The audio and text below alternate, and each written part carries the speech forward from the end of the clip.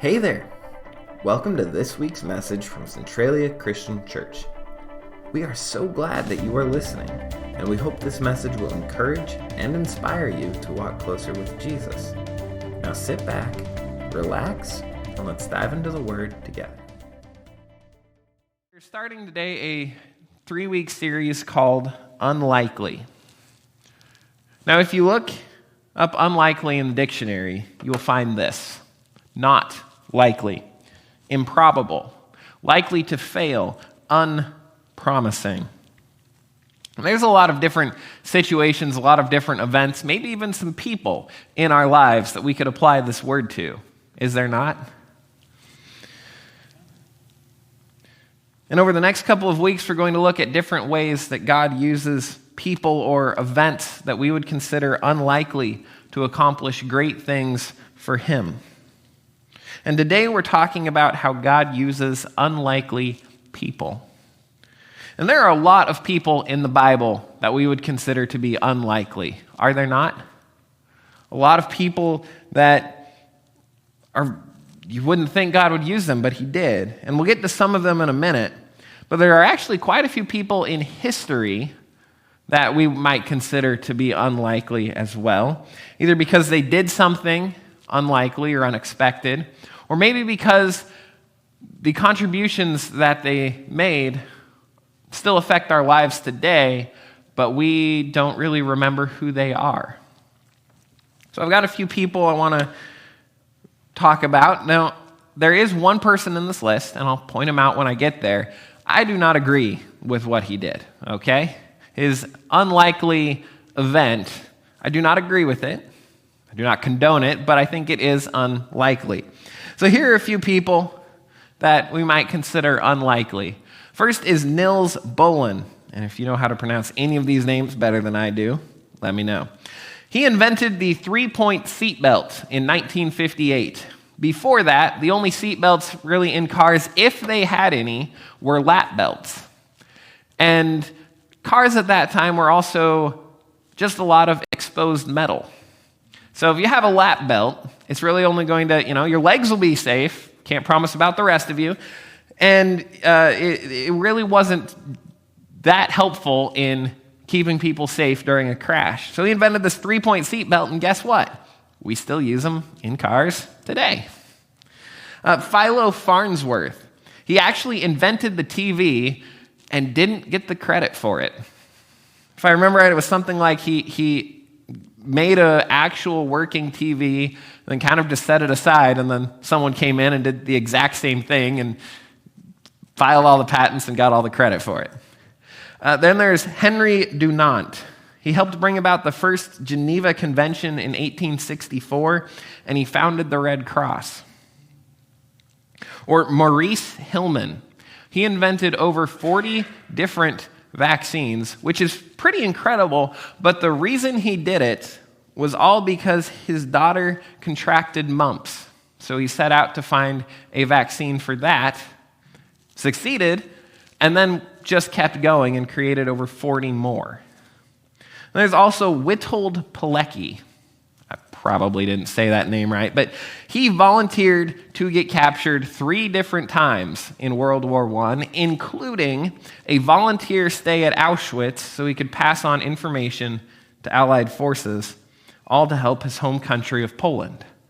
And he was actually killed during one of these captures before the war was over. Then there's Lewis Latimer. He was the son of runaway slaves, and he actually helped Alexander Graham Bell invent the telephone. He was one of very few black inventors at that time. He even invented carbon fiber filaments for light bulbs and a flushing train toilet. I'm not entirely sure how that would have worked, but he did it. And then there's also James Harrison. And his blood produces a very rare antibody for something known as rhesus disease, which is a fatal disease if untreated in unborn children. And he has donated blood 1,173 times and helped what is to be estimated around 2.4 million babies. And this is the one that I don't agree with. And I'm a slide behind, so I'll catch you up there. Gavrilo Princip. Does anybody know that name?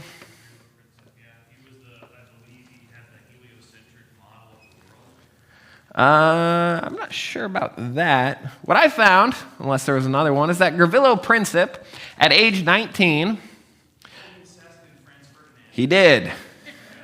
At age 19, he assassinated Archduke Franz Ferdinand, which kicked off World War I. Like I said, not saying I agree with it, but seems pretty unlikely. Then we have Henrietta Lacks. She is a woman who died of cervical cancer. But while she was in the hospital, it was discovered that she had these cells in her body that when they took them out of her body, did not die. And if you know anything about blood, that's not how that works. These cells continued to grow outside of her body, and because of that, her blood has been used to create the polio vaccine, to help create chemotherapy, and has been used in several other medical advancements, all because she ended up in the hospital with cancer. Then there's Dave Wattle. He was a 6-foot-tall, 146-pound Ohio native who won the gold medal in the 800-meter race of the 1972 Olympics. And he was behind for most of the race and made up a whole bunch of ground right at the end and even beat another runner in that race who hadn't lost an 800-meter race in over 4 years. No one expected him to win. And then finally, we have Spud Webb. He was a 5'7" tall man who won the 1986 NBA Slam Dunk competition, despite being the shortest person to compete up to that point. And of course, with winning any competition, he beat everyone else, including people who were over a foot taller than he was. It's pretty impressive for a 5'7" tall man. So maybe you recognize some of these people, maybe you hadn't heard of them before. But I think we could consider them unlikely, whether for what they did or something that made them special. And like I said, there's a lot of people in the Bible that we would consider unlikely, right? I mean, let's look at some of these. We have David. Not only did he have his issues, but he was the youngest sheep-tending son of a somewhat random family who became the greatest king in Israel. But when Samuel was choosing which son was going to be king, they didn't even invite David to this. They just left him out to tend sheep, thinking there was no way. Then we have Paul. I mean, what Christian has their beginning in killing Christians? Or what about Mary, a virgin who gave birth to the Son of God? That is unlikely. What about Moses? He literally told God, I am not the right person, I'm a bad public speaker, this won't work for me, pick someone else. And ended up leading a nation of hundreds of thousands of people to the promised land. And we have Esther, a Jewish queen of a foreign nation, which in itself is unlikely, but then God used her in that position to save the entire nation of Jews from extinction. And finally, what about Rahab, a prostitute who helped Israel conquer Jericho and then ended up in the genealogical line of Jesus? These people are what we would consider unlikely to be used by God, but they were. And today we're going to look at what I would consider to be one of the most unlikely leaders chosen by God in the Bible. And we're going to be in Judges 6 today. The story is longer than that, but we'll come back to it over the next couple of weeks. And so we're going to read through this story. I'm not actually going to read through it all at once. I'm going to go through parts of it and then stop and point some things out and then keep going. And so we're going to be starting in Judges 6, verse 1. The Israelites did evil in the eyes of the Lord, and for 7 years he gave them into the hands of the Midianites. Because the power of Midian was so oppressive, the Israelites prepared shelters for themselves in mountain clefts, caves, and strongholds. Whenever the Israelites planted their crops, the Midianites, Amalekites, and other eastern peoples invaded the country. They camped on the land and ruined the crops all the way to Gaza and did not spare a living thing for Israel, neither sheep nor cattle nor donkeys. They came up with their livestock and their tents like swarms of locusts. It was impossible to count them or their camels. They invaded the land to ravage it. Midian so impoverished the Israelites that they cried out to the Lord for help. And here immediately we're introduced to one of the main characters in this story for the next 3 weeks, and that is the Midianites. The Midianites were descendants of a man named Midian, who was actually one of the sons of Abraham through his wife Keturah, who he married after Sarah died. Isaac and Ishmael weren't the only children Abraham had. So technically, the Midianites and the Israelites were distantly related to each other, but they did not get along, just like all of the other nations descended from Abraham didn't get along with Israel either. Midian started with raiding Israel. Eventually, it looks like maybe they set up like a base of operations inside Israel when they would come. And these raids were focused around Manasseh and Ephraim. And so something we need to remember as we go through Judges is that pretty much at no point, except for one story at the very end of Judges, are the tribes united in the book of Judges. There are a whole bunch of different judges throughout the book of Judges, but none of them rule over the entire nation of Israel. They rule over a portion here, or a couple of tribes there, or a few here. So it wasn't everybody. So the Midianites were focused on Manasseh and Ephraim, and they were getting desperate. Every year after Israel planted crops, and I would guess probably close to the harvest, Midianites and a couple of other nations would come up and raid Israel and take everything. Now, this would have been annoying if it happened once, right? I mean, put all the effort in for your crops, you've got all your livestock there, and then it all gets taken away. Like, that would be pretty annoying once, right? But it didn't happen once, it didn't happen twice, it happened 7 times. Where Midian would come and take everything. And it took 7 years of this happening for Israel to cry out to God for help. It took them 7 years before they asked for help from God. And the Bible says that they cried out to God because they were impoverished, because they basically had nothing left. And this is God's response.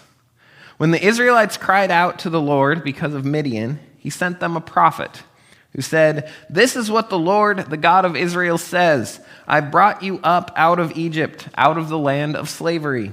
I rescued you from the hand of the Egyptians, and I delivered you from the hand of all your oppressors. I drove them out before you and gave you their land.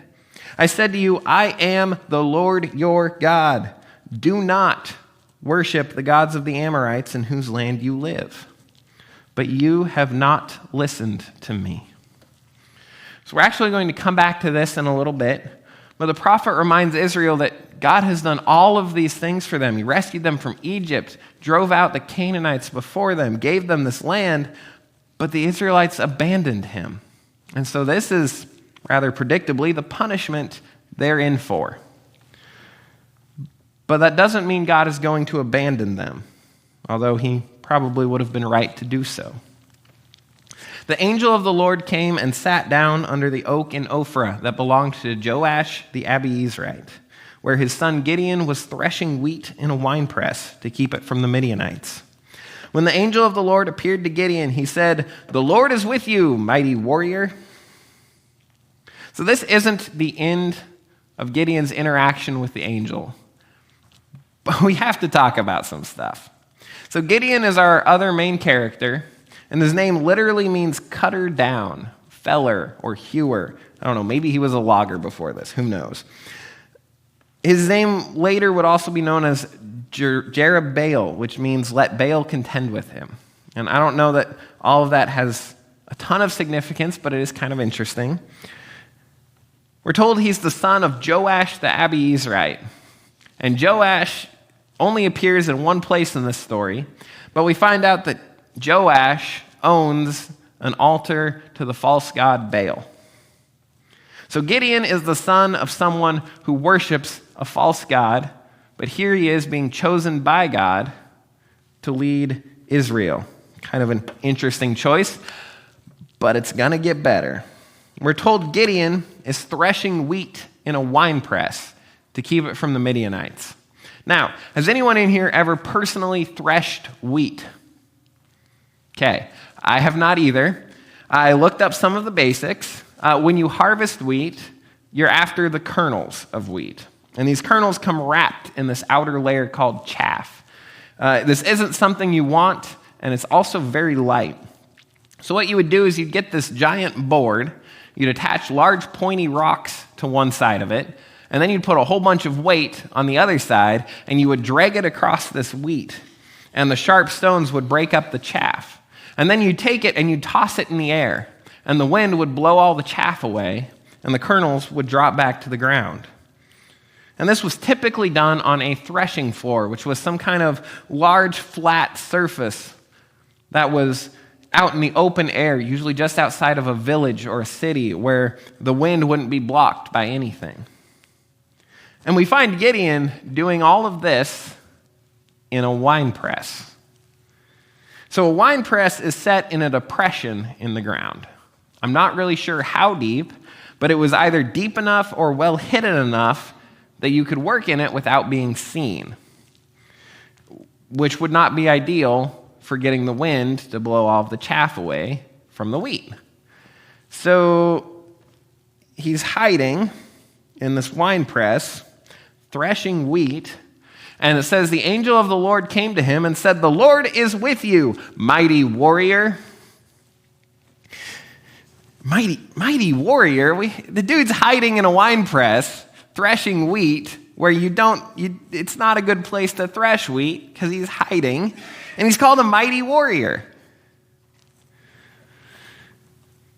This phrase, mighty warrior, it's usually used to refer to heroes or champions in an army. And if you think about like David's mighty men and how some of them killed 300, 600 men by themselves to save the army, they were mighty men. A dude hiding in a wine press threshing wheat? Not so much. One more thing before we go forward is I just want to point out, so in this story, we have the angel of the Lord talking to Gideon. However, throughout the story, we will see places where the angel talks to Gideon and places where the Lord talks to Gideon. It seems that Gideon is probably speaking with the angel, who is speaking to Gideon for God, but to speak to an angel would be roughly equivalent to actually speaking to God. So that is probably why the narrative looks like it bounces around a little bit.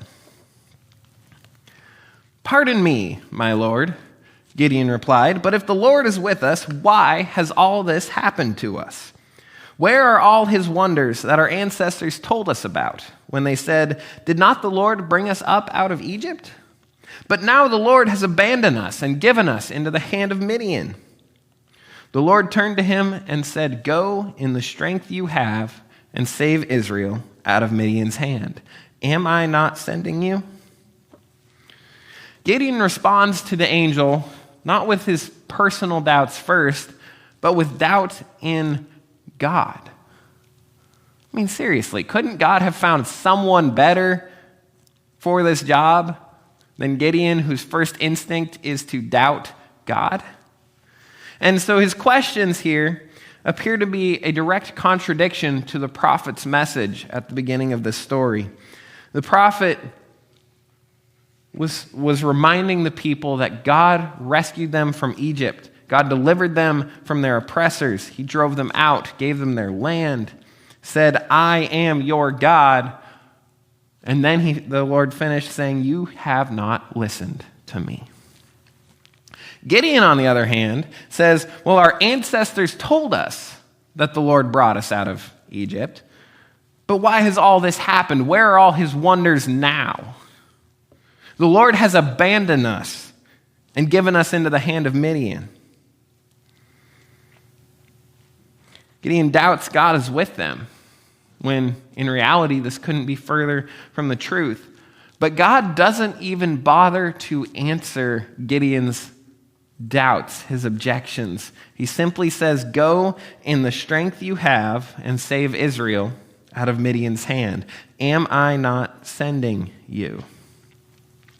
This word for strength means power, ability, capacity to produce. When this word is applied to God, it means omnipotence. Just a little bit later in Judges, when we have Samson, remember Samson's strength? This is the same word used there.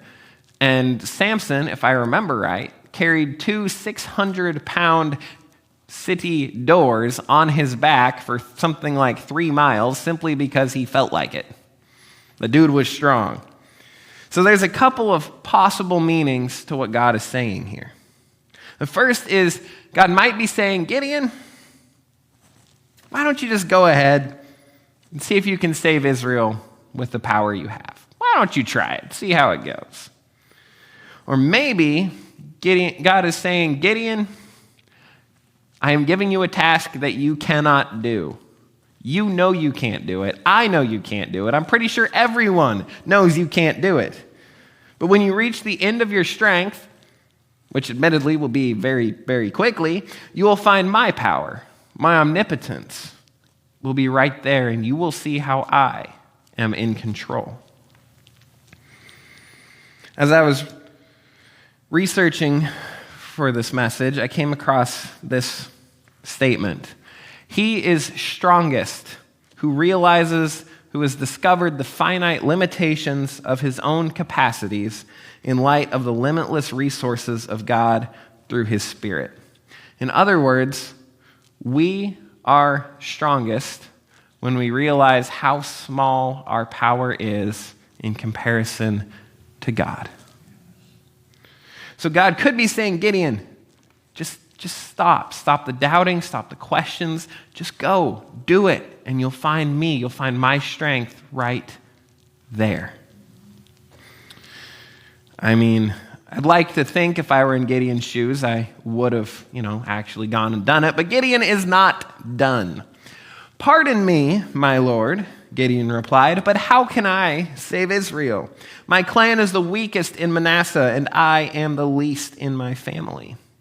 The Lord answered, "I will be with you, and you will strike down all the Midianites, leaving none alive." And finally, Gideon gets to his personal objections. He says, "My clan is the weakest in Manasseh. I am the least in my family." This word for weakest is the exact same used at the beginning of the story when it said Israel was impoverished. And we find that Gideon's objections are pretty similar to Moses objecting to God in Exodus 3 and 4, saying, "I'm not qualified, I'm not the one, I can't speak. God, find somebody else." And they're almost identical to what King Saul will say later when chosen as king of Israel. And this least in my family, least meant insignificant or little or young, usually referred to the youngest person in the family, like David tending sheep. His family didn't even bother to invite him to see if he was going to be king because he couldn't possibly be it.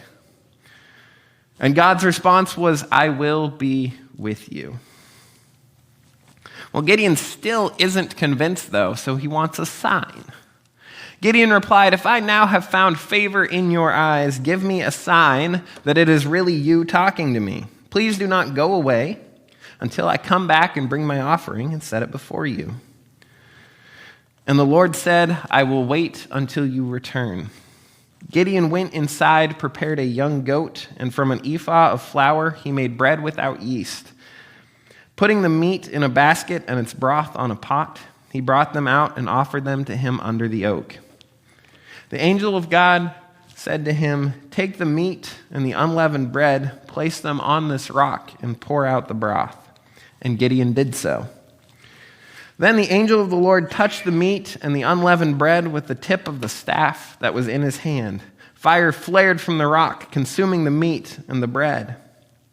And the angel of the Lord disappeared. When Gideon realized that it was the angel of the Lord, he exclaimed, "Alas, sovereign Lord, I have seen the angel of the Lord face to face." But the Lord said to him, "Peace, do not be afraid, you are not going to die." So Gideon built an altar to the Lord there and called it, "The Lord is Peace." To this day it stands in Ophrah of the Abiezrites. This offering is basically a present. In Hebrew, it would be called a minha, which was an offering given every morning and every evening. It was a holy offering meant to be eaten only by the priests.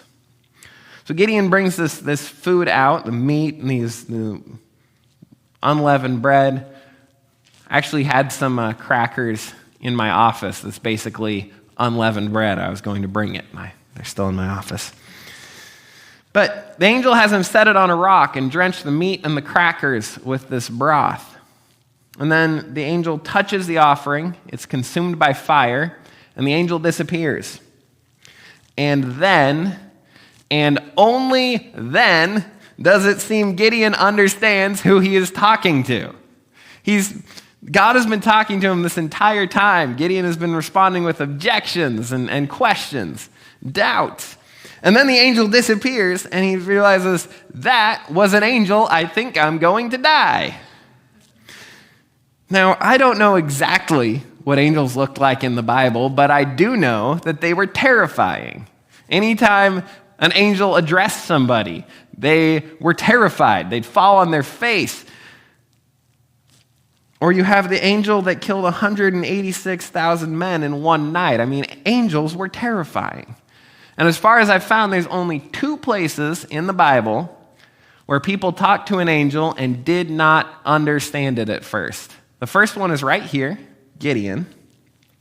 And the second is when Samson's parents are talking to an angel. And they had no idea until the angel visited them again that it was an angel. So Gideon thinks he's going to die. So God has asked Gideon to deliver Israel from Midian. He's been answering all of these doubts, all of these questions. Gideon realizes it's an angel and he goes, "Oh no, I'm going to die." Like, what would have been the point for God to say, "Gideon, I want you to go deliver Midian"? "Oh, just kidding, you were talking to an angel, I'm going to kill you now." Anyway, Gideon builds an altar, and when Judges was written, that altar was still there. That same night, the Lord said to him, "Take the second bull from your father's herd, the one 7 years old. Tear down your father's altar to Baal and cut down the Asherah pole beside it. Then build a proper kind of altar to the Lord your God on the top of this height. Using the wood of the Asherah pole that you cut down, offer the second bull as a burnt offering." So Gideon took 10 of his servants and did as the Lord told him. But because he was afraid of his family and the townspeople, he did it at night rather than in the daytime. Gideon, the mighty warrior chosen by God, has his first task: tear down his father's altar, cut down the Asherah pole, and build an altar. So in mighty warrior fashion, Gideon promptly takes 10 servants and does it in the middle of the night so no one could see. Such a great start for this supposed mighty warrior, isn't it? So Gideon tears down this altar to Baal, which belonged to his dad, and the Asherah pole beside it. So this altar to Baal was considered to be a fertility god, a storm god of the Canaanites. He supposedly had power over wind and clouds and rain and nature and the fertility of both animals and people. But according to the Canaanites, this power was dependent upon whether he won his conflicts with other false gods. If he won, all was well and good. If he lost, he either lost his power for a time or it was given to someone else. It's kind of complicated. But he was worshipped by the Canaanites, and the Israelites apparently adopted worshiping him fairly quickly as well. And then we have the Asherah pole. So Asherah was a false goddess that the Canaanites basically stole from the Assyrians, and she was also apparently in charge of fertility. She was considered the most important goddess of false gods and was sometimes against sometimes working with Baal. It all depended upon the day, I guess. And the Israelites again adopted worshiping her fairly quickly. And it was believed that in any image or any really piece of wood set up as a dedication to Asherah, that part of this false goddess's presence was in these different objects. So Gideon cutting down this altar to Baal, this Asherah pole, would have been a slap across the face to these Israelites that have wandered from God and started following false gods. And indeed, they weren't happy. In the morning, when the people of the town got up, there was Baal's altar demolished, with the Asherah pole beside it cut down and the second bull sacrificed on this newly built altar. They asked each other, "Who did this?" When they carefully investigated, they were told Gideon, son of Joash, did it. The people of the town demanded of Joash, "Bring out your son. He must die, because he has broken down Baal's altar and cut down the Asherah pole beside it." But Joash replied to the hostile crowd around him, "Are you going to plead Baal's cause? Are you trying to save him? Whoever fights for him shall be put to death by morning. If Baal really is a god, he can defend himself when someone breaks down his altar." So because Gideon broke down Baal's altar, they gave him the name Jerubbaal that day, saying, "Let Baal contend with him." And that is where our story ends today. We'll pick up the rest over the next couple weeks. But in addition to all of the other crazy things that have been happening, we have some pretty ironic occurrences in this ending. First, the men of the town seem more outraged that their false gods were cut down than about the fact that the Midianites have been literally running them over for 7 years. Midianites come through, take all of our food, no problem, we'll go live in the mountains. Someone cuts down our false god, let's put him to death. Next, Gideon's father, who apparently owned the altar and supposedly worshiped Baal, becomes very anti-Baal here. The men of the town come to his house, say, "Hey, your son disrespected these false gods, we need to kill him." You'd think Joash, who owned the altar, would have gone along with it, but Joash says, "Why are you defending Baal? In fact, if you fight for him, you will be dead by morning." Well, if Baal is real, he can take care of himself. For being a supposed Baal worshiper, he certainly didn't seem that committed. And the men of the town settle for simply renaming Gideon rather than killing him, and they go home. And the final ironic occurrence is that Gideon is still nowhere to be found. It's like he spent this entire chapter hiding. He's hiding in a wine press. He's cutting down stuff at night. When the men of the town get mad, Gideon's not there. Was he tired? Did it take so much out of him during the night that he was still asleep? Was his dad protecting him? Or was Gideon too afraid to come out? Was he hiding again? In any case, he seems to be nowhere to be found. And all of this brings us to the question, why would God choose Gideon? Gideon doesn't seem to believe in God at first. He accuses God of abandoning them. He challenges God. Then he makes excuses like Moses, saying, "Well, I'm the least of my family. Ultimately, I mean nothing, so I can do nothing." Somehow he never figured out he was talking to an angel, and he needed a sign, which won't be the last time he asks for a sign. Gideon also doesn't seem to be a mighty leader or a mighty warrior. There were 3 previous judges to this point in the book of Judges: Othniel, Ehud, and Deborah. And they were all strong leaders. When God told them to do something, they acted. They did it instantly. They did what God told them to do without hesitation. Gideon is nothing like this. He starts off hiding. He makes excuses. He needs a sign. When it's finally time to obey God, he does it at night, so no one could see. It seems like this mighty warrior God is calling is the exact opposite of the person Gideon is.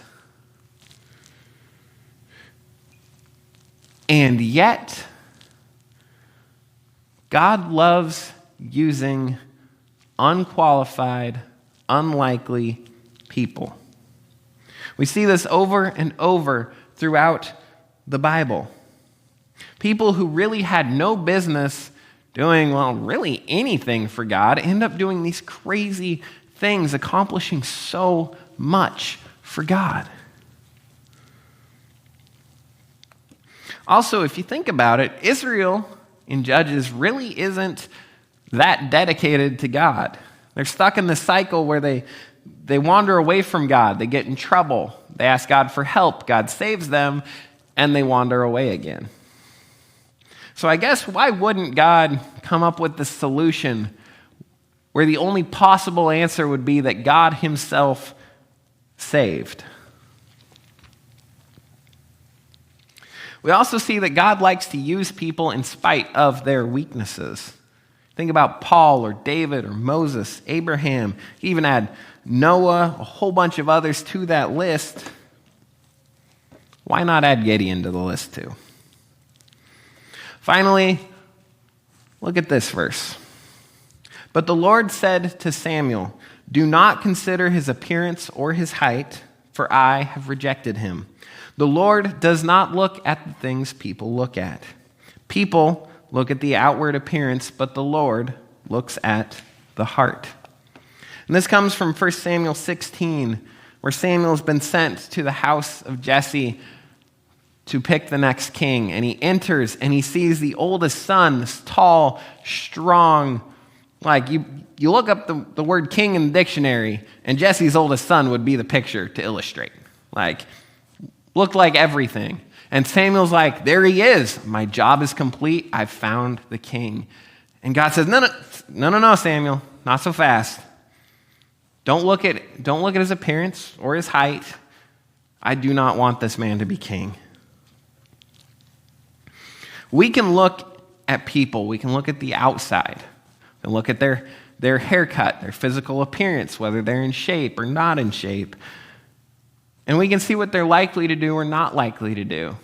I mean, if you think about it, at the end of high school, aren't people selected based on what as most likely to do something? Most likely to become president, most likely to own 18 dogs, stuff like that. But only God can see what's in here. Only God can see why they are the perfect person for the job. So maybe God sees what we don't.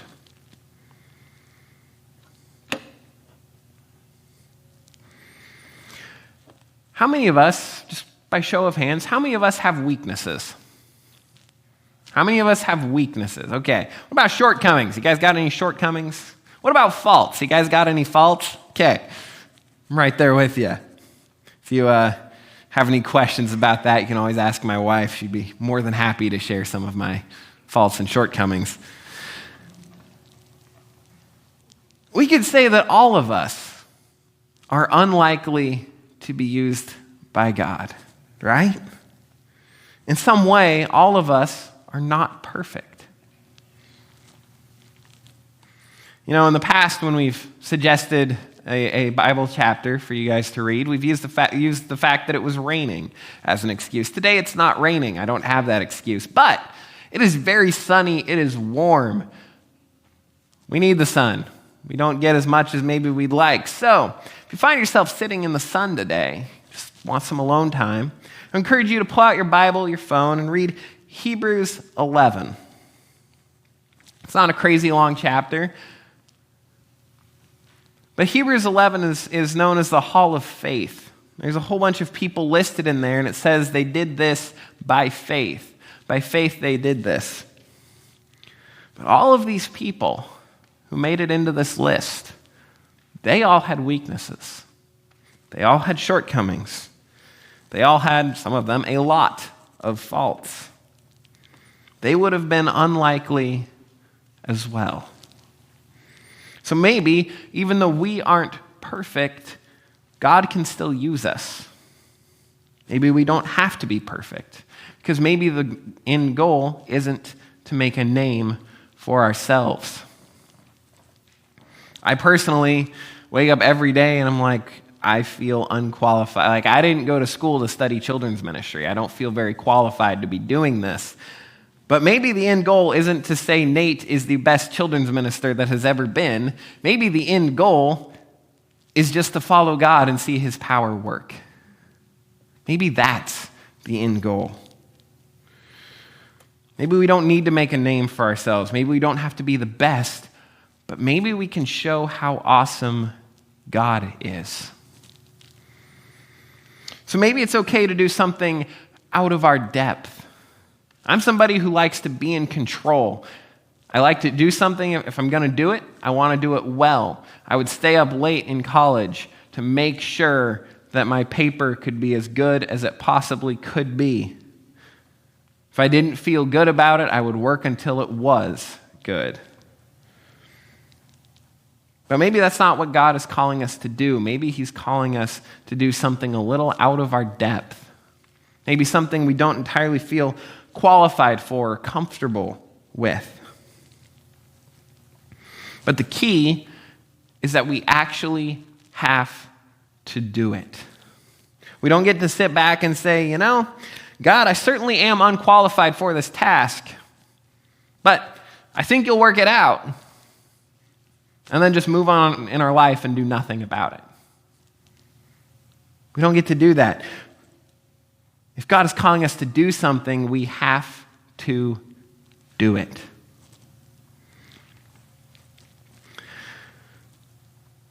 When I was time that I was hired, there were a couple of ladies in the church who felt like God was calling them to start helping with the youth ministry.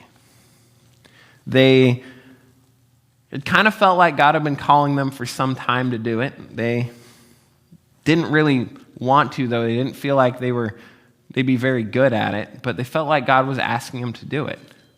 And so about the same time that I started here, these two ladies finally decided to do. They finally decided to listen to God, to step into the youth ministry. And you know what? They are some of the best youth leaders that I have ever met. It's not because they went to college for it. It's not because they had some crazy background. God called them, and they did.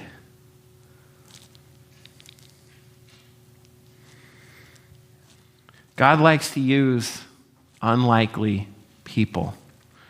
Sometimes it seems he finds somebody who is specifically weak in the area that in the area that the job is for, and picks them anyway. I mean, who would have thought somebody bad at public speaking would lead a nation of hundreds of thousands of people for decades to the promised land? He likes to use unlikely people with weaknesses, with shortcomings. So he can certainly use us for whatever he has in mind, whether we're comfortable doing it or not. Because at the end of the day, it's not about us. Because as it said earlier, we're strongest when we realize how small our power is in comparison to the omnipotence of God. So if God is calling us to do something, let's do it. Even if we don't feel qualified. Or maybe we've already started something and God is calling us to keep going, but we don't really feel like it's going well. Keep going. Let's pray. God, we would like to thank you for spending part of your day here with us. Our mission here at Centralia Christian Church is to help people build full-time relationships with Jesus. If you would like more info on the ministry or giving opportunities, visit us online at www.centraliachristian.org.